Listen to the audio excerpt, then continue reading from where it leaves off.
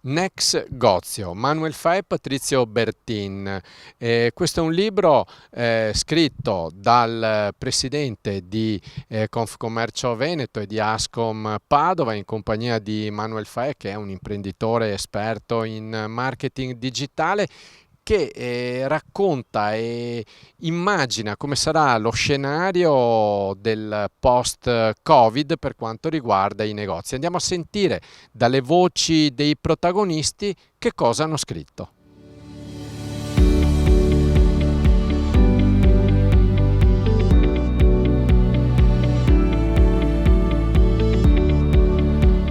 Io e Manuel collaboriamo da un po' di anni su questo tema perché è stato sempre, diciamo, una situazione che esaminavamo dal di fuori. Pensavamo che l'e-commerce fosse una cosa che durava poco tempo. Dopodiché, quando abbiamo visto e considerato che l'online è una grande comodità magari in mano a pochi.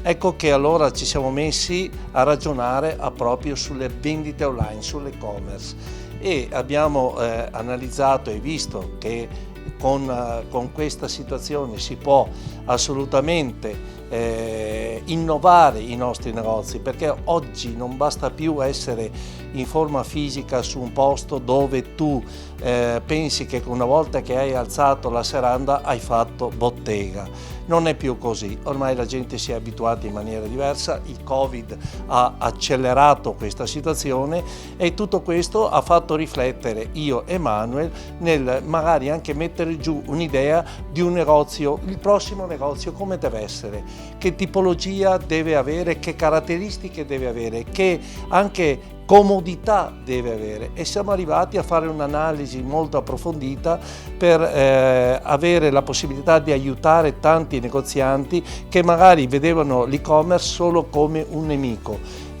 Oggi invece l'e-commerce è un'esigenza che i nostri negozi devono affrontare. Calato nella realtà veneta significa dare un grande contributo e fare quel passo innovativo che i nostri negozi hanno bisogno di fare, e quindi ecco che noi vogliamo assolutamente che questo libro possa essere utile a molti imprenditori che magari fino adesso non hanno considerato l'e-commerce e l'online in maniera diciamo costruttiva, e hanno fatto sempre un'analisi in maniera come il nemico da abbattere. Questo dobbiamo levarcelo dalla testa perché ormai l'innovazione, la digitalizzazione e tutto il processo evolutivo ci porta a fare questo tipo di considerazione. Dopodiché, ripeto, dobbiamo avere anche pari dignità e pari fiscalità anche con i grandi gruppi, però quella è un'altra battaglia, quella di Amazon, quella di Alibaba, di quei gruppi che stanno monopolizzando diciamo, il mercato. Questa è un'altra battaglia che chiaramente noi come Confcommercio la stiamo portando avanti con molta determinazione.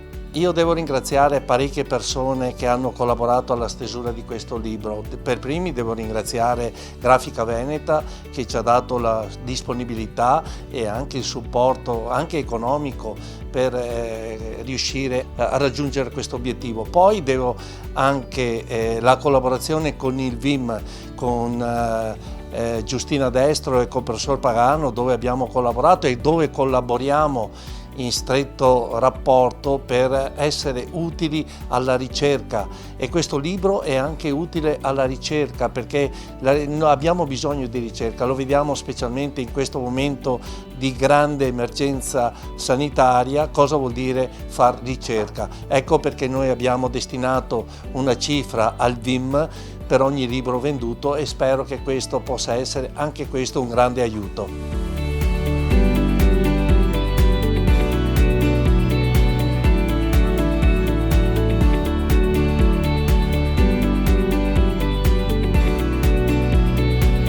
L'origine, l'aneddoto è questo, da una discussione con l'amico Patrizio Bertin. Faceva freddo, ricordo, eravamo sotto i porticati di Corso Milano a Padova e la discussione era un po' su due punti diciamo diversi per quanto concerne il tema dell'e-commerce. Diciamo che vedevamo le due facce della stessa medaglia in realtà. Da lì, adesso a parte la battuta, È nata un po' l'idea di mettere insieme le idee, un frutto del confronto che è quotidiano o comunque avviene molto spesso tra noi, e l'idea di mettere insieme un po' le osservazioni di quello che stava succedendo, di quello che era appena accaduto e anche di quello che probabilmente accadrà, soprattutto nel mondo della distribuzione, del commercio al dettaglio. E il risultato è un po' questo: Nexgozio, che è anche duro da pronunciare. Il nome stesso, no? Da una parte vorrebbe far pensare al futuro, ma dall'altro, nel momento in cui lo si pronuncia Nexgozio, c'è questa rottura in mezzo, che un po' è il contenuto del libro, che fa vedere un po' quello che c'era prima e un po' quello che ci sarà dopo che cosa? Dopo quello che ci è successo in quest'ultimo anno, soprattutto rispetto alla pandemia. Quindi abbiamo raccontato un po', messo insieme quella che è stata l'evoluzione del commercio, quella che è stata l'inizio della trasformazione digitale. Parliamo degli anni 80, 90, dei primi anni 2000, soprattutto in Italia, specificatamente per la realtà italiana, per la particolarità della realtà italiana che è diversa dal resto del mondo.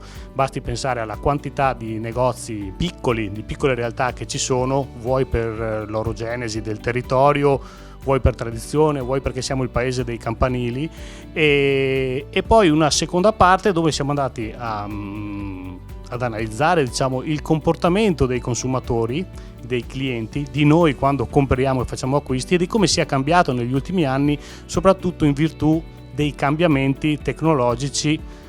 È facile citare lo smartphone che da 10 anni tutti abbiamo in mano, prima non ce l'avevamo, ok? Il nostro comportamento è cambiato e quindi è cambiato anche il nostro modo di fare acquisti, di scegliere, di informarci, di ottenere informazioni e di decidere quando, come e dove fare acquisti. Ecco, tutto questo ha inevitabilmente impattato anche nel mondo del dettaglio, del commercio al dettaglio, e l'ultimo anno, l'anno della pandemia, è stato un acceleratore di questa cosa che stava già succedendo. Quindi sarebbe riduttivo dare la colpa alla pandemia, sarebbe miope, e un po' noi proviamo a spiegare questa cosa, e dall'altra sarebbe anche sciocco limitarci a pensare che tutto è finito e non si possa andare avanti. In realtà ci sono dei cambiamenti che nascondono delle opportunità. Il compito di ognuno, secondo me, è cercare di cogliere quelle opportunità, magari sganciandosi in qualche modo da quello che era il modo, mi sento di dire, vecchio di fare le cose, perché ecco, se non si cambia sicuramente è impensabile poter andare avanti.